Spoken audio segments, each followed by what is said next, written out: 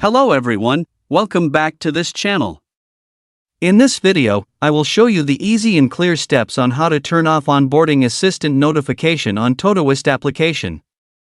So how to turn off Onboarding Assistant notification on mobile on Todoist application. Make sure you keep watching this video until the end. Let's get started right away. Firstly, open the Todoist app on your Android device. This is the initial screen of the Todoist app.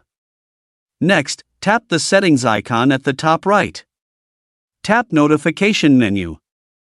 Tap Onboarding Assistant. So that's it, tutorial how to turn off Onboarding Assistant notification on Todoist application. Thank you for watching. I hope this video was helpful. See you in the next video.